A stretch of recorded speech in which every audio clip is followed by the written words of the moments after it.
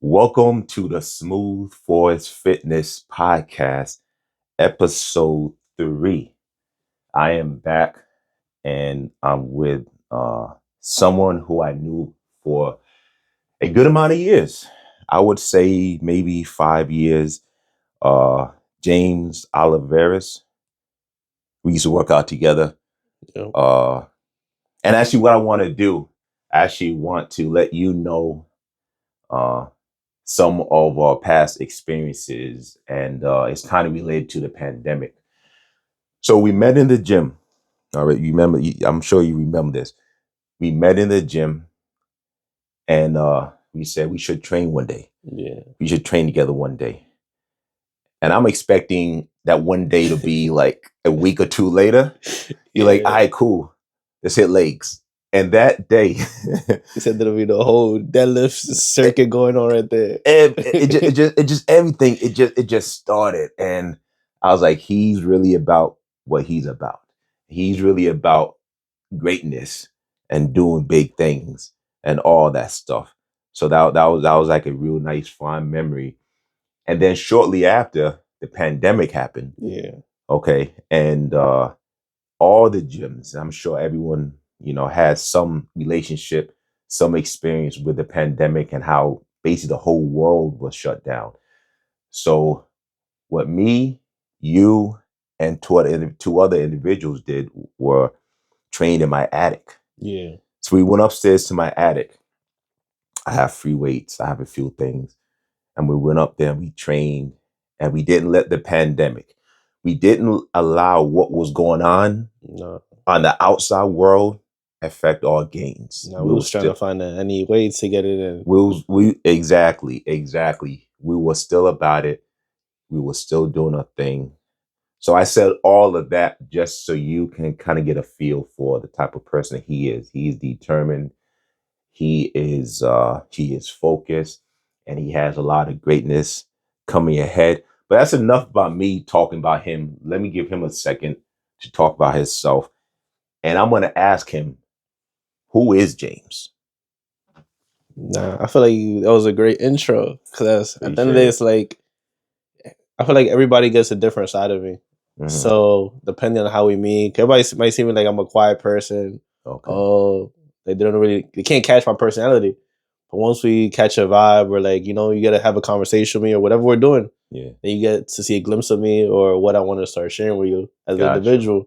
And I feel like that's the best thing about getting to know somebody, because every person is gonna get a different side of you, or Yeah. more people may get more people may get less, but that's just me as a person. But so it's the same general concepts revolved around me. Okay.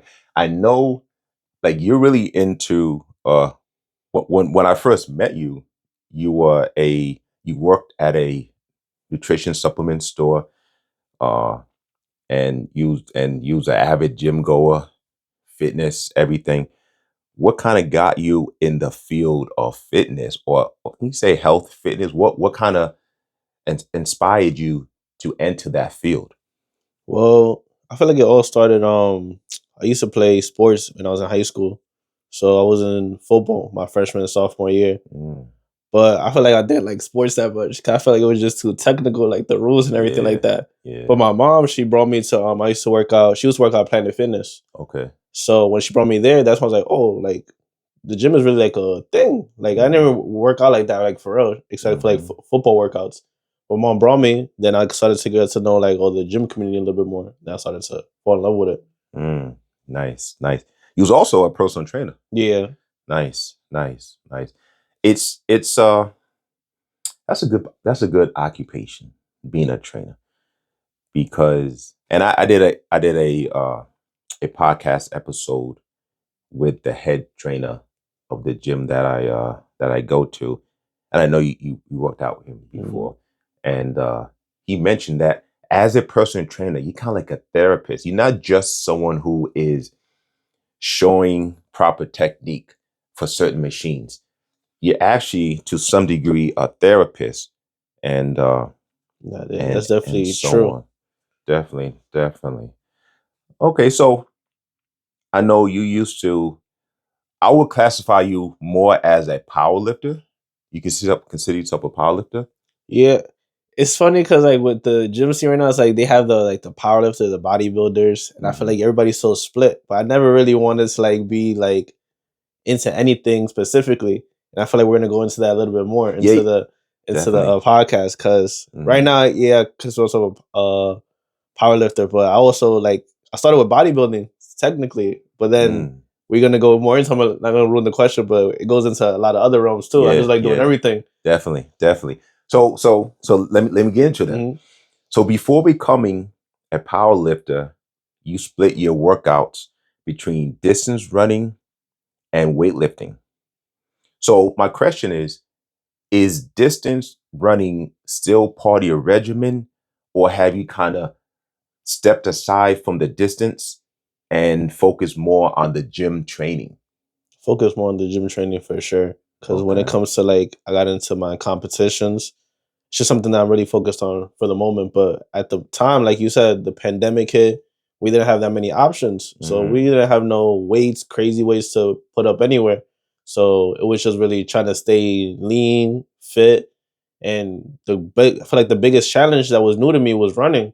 Okay. Okay. So when I was working at the supplement store, I will come home, do a little bit of weights, and outside I would do like 2 miles. Then on Mm. the weekends, I'll do the long distances to City Yeah. Island, Yeah. I six remember miles that. there, and then walk back. I remember that. And that was like, oh shoot, like that was a lot of work. I But remember. it's just practice, repetition, consistency. You need dedication to be a runner. And the beauty about running is it allows you time to just think whatever's going on in your head. You can just think about it. So I'm not a runner, but when I do run, it gives me time just to clear my head and think about everything else going on. And I brainstorm. Yeah, I brainstorm what's next. Give me like I want another idea, another adventure to embark on. yeah. Because like And running, you just have to free your mind. I feel like that's something that you can't put too much pressure on yourself when you're running, because then you're gonna literally feel exhausted. mhm, When you're doing long distance, it's just like, yo, 1 mile, 2 miles, 3 miles, yeah, just keep going and going and going. And yeah, don't focus on the number or a time, just do it. yes, I agree. I agree. On one of your social media posts, you wrote, "Wake up, grind, and hit repeat." So wake up, grind, and hit repeat. Uh, how did you develop that mindset, and what does it mean to you? I feel like you just have to give yourself a certain amount of goals that you want to hit. But then after you hit those goals, you're like, all right, now something else that I want to do. Mm, So it just never really stops. mm, And there's always gonna be stuff in life that's gonna try and like delay you or set you a little bit back. But the biggest thing is, all right, the one win of the day, I woke up. yes, that's What's big. next after this now? Mhm, All right, let me mhm, get myself together, hit these little tasks for the day. Even if it's just one thing today, let's say, for example, today I want to work on this shirt design. All okay. right. If I'm feeling like that, the shirt design, that's it. Take the win. I feel Yes. like you can't be too hard on yourself sometimes, because Mm, then it ruins the whole process. Everything's yes. gonna be perfect. Yes. Nothing in life is perfect. Yes. And just to add on to that, and I agree with everything you said. Each day, take each day, each task as a win. Hmm. So I like productivity. So if I get up and accomplish, even if it's just a small goal, it can be anything. It could be uh, I wrote some questions for the next episode, or I went to the gym, had a phenomenal workout, or anything. It doesn't matter. It doesn't have to be a what's the word I want to use? It doesn't have to be Like a monumental goal, yeah, or like monumental you don't have to make it feel activity. like a chore, like you're doing a Yeah, chore, like something that's yeah. so harder than what it has to be. Hmm. And just getting something done is it's just important to me. And then the next day, repeat. Then the next day, repeat. So you said, let me go back to it. I want Hmm. to say No, properly: yeah. wake up, grind, and hit repeat. I like it. I like it. I like it. I definitely like it. And talking about stuff that I like, I want to talk to you about milestones. And I think everyone in the fitness industry has a milestone. Yeah. Okay. And it's usually related to how much weight you can lift.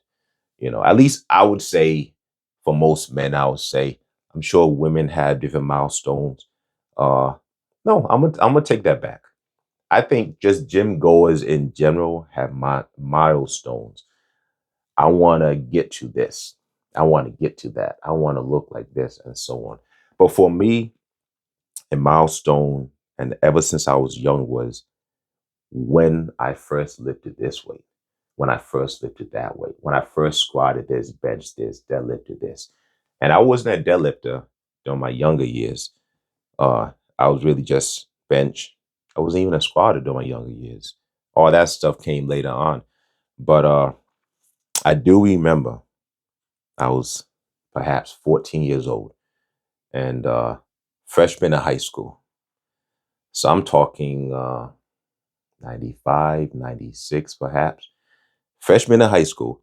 And I'm in the gym with one of my good friends who's on the baseball team at that time. I wasn't on the baseball team. I just happened to be in the gym with them. So he was with his baseball coach. And somehow we got in a discussion and we talked about weightlifting. And we just wanted to know how much we could lift. So I don't know if I ever tried it before, but 225 pounds on the bar. So I'm Bench, right? on the bench press, yes. So the barbell bench press, flat bench.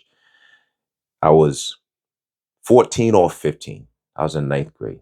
I don't think I was 13. I was 14 or 15. So I put 225 on the bar. No spotter. I unrack it. I bring it down to my chest. I push it up. And the ball is doing nothing but shaking, like doing a Harlem shake. It's just shaking, it's shaking. And I'm not giving up. The ball is shaking, it's shaking. But it's slowly moving.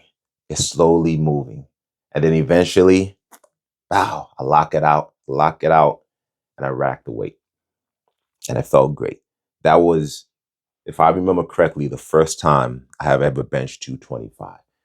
And I laugh at it because, and this is well over 20 years ago, and I laugh at it because the coach said, I'll give you an A for effort and a D for form. And and it's completely true. The form was atrocious. But I got it up. And in 20, 30, 40 years, I'll still remember the first time I benched 225 because that was a milestone. And that's something that someone who's into an activity will never forget. Mm-hmm. So with saying all of that, I want to hear your milestone. I'm not going to ask you a milestone. I'm going to say, what was a bigger, yes, I will say, what was a bigger milestone? Benching 315, squatting 405 pounds, or deadlifting 500 pounds? I think it was the deadlift of the 500 pounds. That's a big move. Because we did that together. Yeah. Yes, there we go. So going back to the story that he said in the beginning, we first started talking, we're like, let's do legs. That started turning into a whole deadlift like circuit right there. It did. So every week we'll be like, yo, Sunday, what's the program for this week? Every week. Yes. So I forgot what my deadlift was at the time. Maybe low 400s. What do you think? Probably low 400, right? But you was doing reps. Yeah, for reps. So I don't recall. I was actually looking at my old phone at some of the weights we was doing and so on. I was going through the social media platform, looking at some of the lifts we did, and you was lifting good weight. Yeah, it was pretty good for the time. It was pretty good. Especially the numbers too. Yeah, it was good. It's just if I felt like heaviness, I wasn't hitting that. So I remember we started at 20 because we was at 24-hour fitness first. Yes. Then we moved on to Mount Vernon barbell. Mm-hmm. Mm-hmm. And then every week, just same thing, repeat. Some weeks will go off program a little bit, wasn't the best, but we had a lot of good days. Yes. But I remember, I think I hit like 475, 485. Okay. But we loaded the bar. Yes. I don't remember that. Yes. And I thought I was close to 495. I was mad. I was like, nah, come on. That's how it is. But then I think the next following weeks, we did the 495, and then that same day, he was like, "That looks smooth. Let's do the 500." That 24-hour finish, we hit the 500 right there. And it went super smooth, just based off because we was following the program. We wasn't trying to risk injury too much. We just had fun with the process, and the results are going to come regardless. If you do the proper steps, they'll come. And I would say we dedicated one workout a week strictly to deadlifting for a period of 7, 8, 9 months. Yeah, we were probably something like training that. extremely consistent. And I think one of the coolest things too is that a lot of people know I was only training deadlifts once a week. Yes. That's the only time we was deadlifting. That's it. Once a week. That's all it took. That's it. And the results came. We would have heavier days. We would have repetition days. We would make sure the body was well rested, so that, you know, because no one wants to get injured. No. You know, injuries are part of life. It happens. But if you can train smart and prevent it, that's what we want. So those are actually some great times. Yeah. Those great times. And so then what happened was my daughter was born a little bit after that time. So I took some time off. And as excited as I was for the birth of my daughter, a little bit of me was like, I'm missing out on these workouts, you know, and I will watch you continue to lift. He was getting stronger and stronger and stronger. And it was like a proud moment for me, because I'm like, we trained together. And not to say I got you into it, because I didn't get you into it, but we just at one time we were just feeding off of each other's energy. For sure. And we did so for 6, 7, 8 months. And then you just continued and the lifts now. And let me ask you, like, what are your lifts? Like, how much do you lift? So my all-time PRs for bench are 330. 330 bench, that's big. Squat 457. Nice. And deadlift 650. Did you say it one more time? Like, I don't know. I don't know if you just heard. How much do you weigh? About 200 right now. 200 pounds with a what deadlift? 650 deadlift. 650-pound deadlift. And the numbers I said, what milestones, you know, what were your milestones? And I gave some super low numbers compared to what he's actually doing, you know. But although he's lifting so much, the first time he did 315, the first time he did 405, the first time he did 500 meant something. You superseded, you surpassed those numbers. But I'm still sure you remember when you just did that. No, for sure. Because even like you said, I feel like you was the first person who taught me how to program myself. Okay. Because even as a trainer, you learn. I always grab stuff from everybody. Yeah. I don't ever try to be like, oh, I know it all. I don't want to pretend like that ever. Every time I always want to be a learner, a student. Yes, that's important. So you were the first person to actually teach me how to program something. And like you said, some days it's going to be high, some days it's going to be low, but finding that balance so you just keep going up, up, up. Like we said, I've never really had God forbid, a workout related injury. Okay. We've always been pretty good with that. Some days, you know, you tweak your body a little bit, but you bounce back, recover, you learn. Yes. And that from deadlift, I programmed my bench, my squat. You saw. Yes. After that, I just learned how to do it all. Nice. After that, Nice. So it worked out pretty good. It's all about, and I mentioned in my book right here, Broken Words, My Built Body. Be a teacher and student of fitness. I see myself as a teacher and student of fitness. No matter how much knowledge I have, someone else has something that I can think about and be like, yeah. And just like you said, you know, you're willing to learn. I'm willing to learn. That's how you get better. Yeah. You know, so that's big. That's big. So as I mentioned, and you say you consider yourself kind of currently like a power lifter. Yeah. Okay.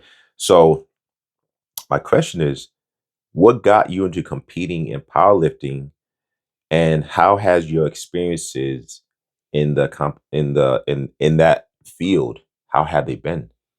So the person who got me into powerlifting was my friend Isaiah. Okay. So like I said, when we was training, The Isaiah that we used to train with? yeah. Oh, he did? fitness, Okay. yeah, I didn't know. he was- yeah. I'm finding out new stuff right now. We all trained together. Uh-huh. Okay. Yeah, Keep he got going. me into powerlifting because remember my numbers were looking like they were going up pretty good. Yeah. So Isaiah, I think it was because of my deadlift. he was like, "Yo, you have a strong deadlift. Like Yeah. that look yeah. like, it looks like you could put up numbers against people."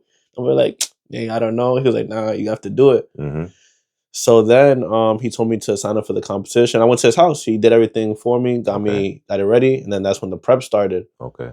So that's how I got into that, and then ever since then, it was been pretty good. Nice. So I did a bodybuilding competition, but I never did powerlifting. So someone who has never done powerlifting, maybe they heard stories. I heard stories where there's a lot of time in between lifts. You have to time it properly where you're going to warm up. You don't want to overexert yourself before the lift. Uh, is there truth behind it? And how did it go with you? I feel like with my powerlifting competition stories is just it's all different because it's not normal. Yeah. So I'll go over it. Okay. So my first competition, I think I had, I'm gonna say an estimate. I had like about 8 months to prep. No, Okay. I'm lying. Pretty shorter. Probably like 6 months. So let's say it was April. So from April to June, I was trying to get myself ready to compete. I was advised this coach, and it just wasn't working out. Like I felt like we wasn't matching play styles. There's nothing against the coach, but we wasn't clicking. Okay. So I felt like I was going downhill. My strength was going down. So over the summer, those 2 months, I trained myself again because I remember we knew how to program ourselves. Yes. So I was able to get my lifts back up. Then one of my other friends, Ruben, who does bodybuilding, he advised me, my coach right now, Ira. We only had 2 months to prep. It was in October. So we had September, October. Then November was the competition. Okay. So we only had 2 months. He's like, yeah, that's good for like one block. And I'm like, I mean, all right. Yeah. So that day during the competition, we getting ready. And I remember it's my first competition. So we're just getting into it. All we hear is, all right, onto the squat. James. We're like, whoa. You have to put on the knee. I don't even think I put on knee sleeves. I just went up, did my first squat, and then boom. Wow. Yeah. Wow. So they do give you time to get ready, prep, but during like the nerves during Oman, I feel like it goes by so quick. Yes. I get, no matter what I do, there's a degree of nervousness. And no matter how many times I do, when I was playing football, I would always be nervous until I have my first run. Yeah. No matter what I do, there's a degree of nervousness. And sometimes it's not debilitating, but sometimes it just makes it can speed everything up or it can slow it down. Yeah. But once you get into it, I'm sure once you got on the platform, you got underneath the bar, you was clear-minded. Yeah, I was nervous for sure because I never done nothing on stage like that before. Yeah. So lifting in front of other people, like, yo, this is kind of weird to me because I don't even like being like too extroverted. But that day went good. I did all my lifts. Everything went good for the most part. I got second place considering only 2 months of prep. So I was happy about that. And then on the ride back, I'm over here like, damn, what if I had those extra months to prep? Yes. So that's what fueled the second one. Okay. How many have you done so far? Competitions? Three so competitions? I saw a post. I know you took first place in at least one of them. The second one, yeah. The second one? I had a full prep on that one. Nice. So that this is what James is going to do. He's a power lifter. Yeah. Let me ask you this question. And it just came to me. Do you feel like you have a disadvantage only being 200 pounds? Do you feel as if you were 250, 260 pounds, the sport will come easier to you? Or you're comfortable at your 250, 200, and you're doing what you do? What would you say to that? I feel like I'm comfortable definitely at what I'm at right now. Okay. Considering that I came from a, let's say, high volume background, bodybuilding background, and I've already done so much different workouts, like with the running, calisthenics. Yes. So it's like, I feel like I have kind of an advantage. I could be stronger, but there's people who, like I said, people get injured, tweak their body way more often. Yeah. I'm way smarter when it comes to all that stuff. Nice. So when it's time to like compete and come into the powerlifting game, it's just, to me, I feel like it's just all like numbers. Yeah. It's just whoever has the best numbers on all three lifts. Nice. Because I've noticed that like with the powerlifting competitions, you could start off super good. Yeah. and then end off really bad. True. I've started Okay. off really bad, but I Mhm. end off super good. Nice. So that's always been nice. an advantage for me. Nice. And I always show more respect. I respect everyone who is into what they're into, but I have a little more appreciation for the lighter guys. 200 pounds isn't light, but you still consider probably like Yeah, you maybe the just move lighter into class. it, Then, because a lot of times powerlifters are the super big 300-400 pound guys. yeah. Mm-hmm. I'm more impressed when someone your size is lifting an amazing 650-pound deadlift. That's Yeah. amazing. A 330-pound bench press, 130 pounds more than what you weigh. A lot of people can't bench press their own body weight. You're doing 130 pounds past your body weight. Uh, your your your squats are upper what is it, upper 400 450. 450. That's phenomenal. Yeah. That to me is more impressive than someone 300 pounds benching 405 pounds. That's way more And there's impressive to even me. guys that's lighter than me putting up some crazy numbers. That's But it so keeps you on your impressive. toes because, like, I've seen guys like 170 Mhm. killing squats like 500 pounds, like, It is so and impressive. benching crazy too. It's like, it keeps you on your toes. Yeah, it does. That competitive nature, if in a positive environment, it keeps everybody going forward. It's so impressive, and it's just motivation. Mhm. Seeing someone lift, train, show their strength, it motivates me to train harder. I'm sure it motivates you to train harder, and that's what we're here for. Be Yeah. healthy, to get stronger. Let's look good while we're doing it too. Like, there's Exactly. nothing wrong with that. And let's talk about looking good. Mhm. You have a clothing line. Yeah. Let's talk about that. Now that started about like 3 years ago, Okay. and I was doing my personal training, Mm-hmm. and while I was there, I was like, I need something. Like, I need a name for myself because everybody has like a name behind their brand. Yeah. Or like, if you're a personal trainer, you have to have something to like promote yourself as. Okay. So when I was trying to figure out what, like you said, who is James? Mm-hmm. I was training a lot of people who just got into working out. It's their first time doing it. They're nervous. You're taking your first step into something, and I like that because it First really step. it translates to my life too. You have Mhm. to take your first step into everything, no That's matter true. what it is. Whether you want to do fitness, clothing, sports, want to be a lawyer, doctor, everything takes your first step. That's why I didn't add fitness to my name, Okay. because I knew even then I already was thinking long term. I don't Yeah. just want to be fitness. Yes. I like fitness, Yes. but how is it going to translate to the next person? Yes. Everybody does something way different. Maybe they may like fall in love with fitness like me, but Yes. I respect everybody's path in life. I like it. Taking the first step, no matter what it is, you have to take that first step. Mm-hmm.